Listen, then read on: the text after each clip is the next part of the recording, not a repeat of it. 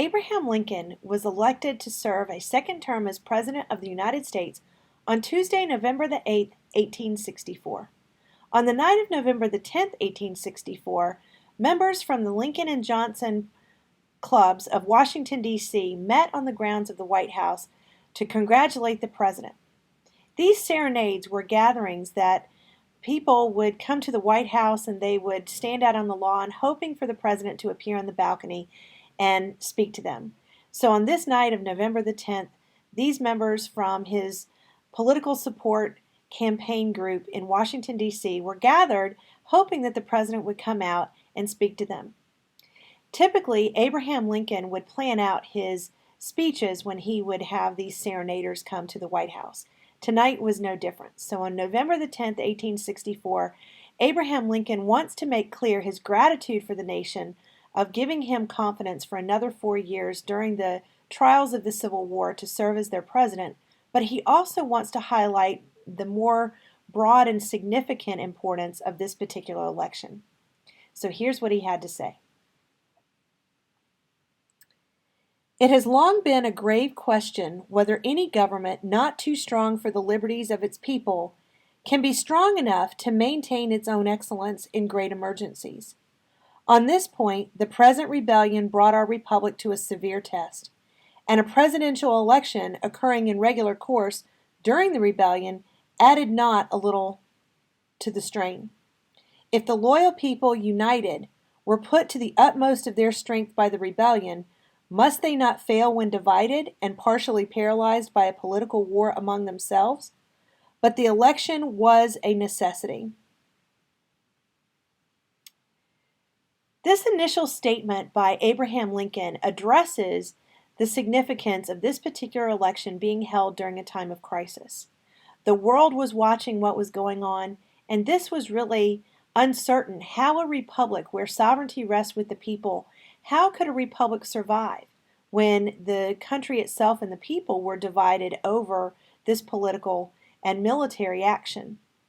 So Abraham Lincoln was stressing this in this particular sentence when he says, if the loyal people, united, were put to the utmost of their strength by the rebellion, must they not fail when divided and partially paralyzed by a political war among themselves? This was a unique strain. Here you had the loyal part of the United States, those people who were already part of the Union, had not broken away and joined with the Confederacy. He's talking here about an election among people who were loyal. And so could their political divide end up drawing their attention away from the military effort in the Civil War? And so when he's talking about this division, it's somewhat reminiscent of his famous 1858 line from the Senate campaign where he talks about a house divided among itself cannot stand. So what would happen here in the Union if they were divided over this political question of a presidential election? Could they stand that test of being divided and still carry out what they needed to in the war effort? So what Lincoln was saying here is that it was essential that they carry out the election because of the Constitution mandate and they go forward with it, and that it was a risk worth taking. He continues along those same lines. We cannot have free government without elections, and if the rebellion could force us to forego or postpone a national election, it might fairly claim to have already conquered and ruined us.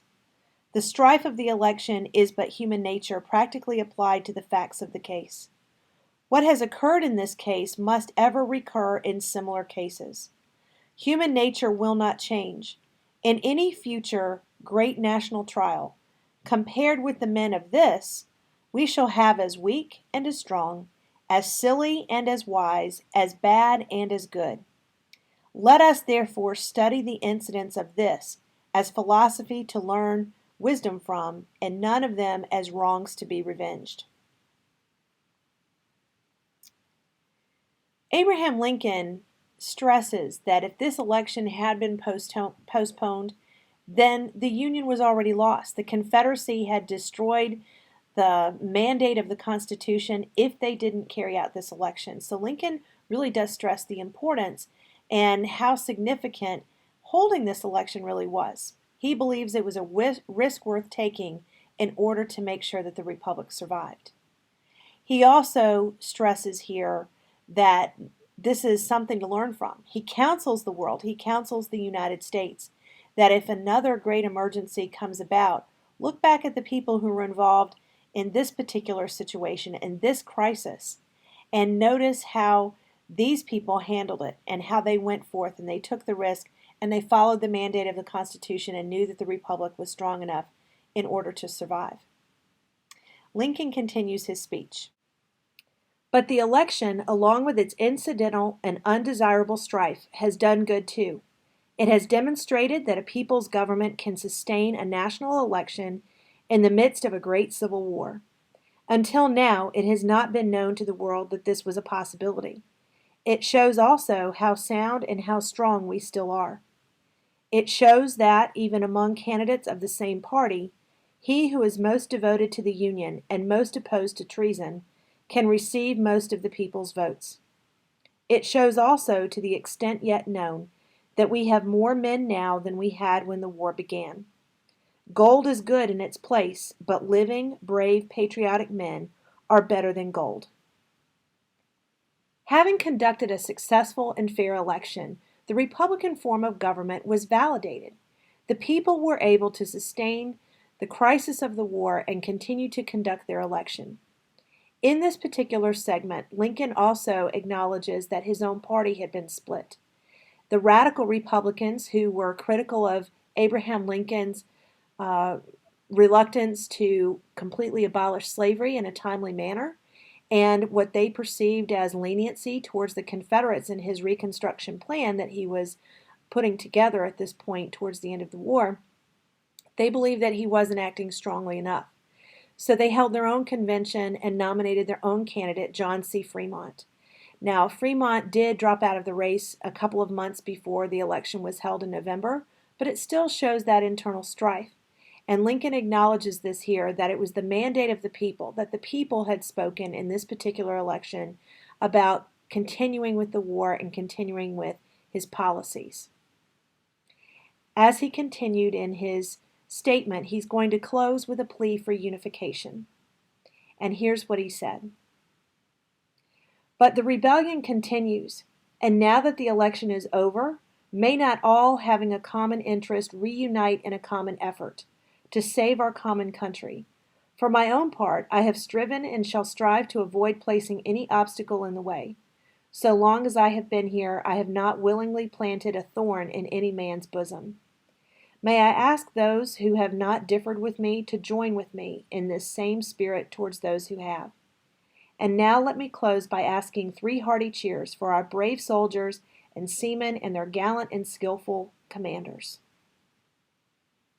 Lincoln claimed that he had not knowingly held a grudge against anybody, and he asked his followers, these members of the Lincoln and Johnson Club who were serenading him on the White House lawn on the eve of his re-election, he's asking them not to hold a grudge against those who had voted against them, even those who were within his own party, the radical Republicans. He's asking these people to come together in unification, that will be the only way that the war will be won. And in this final statement where he's asking for 3 cheers for the military, he's squarely putting the celebration back on the military. He knows that this is the only way to end the war, and he wants this spirit of unification and solidarity to go forward in support of the war effort, to bring it to a close once and for all.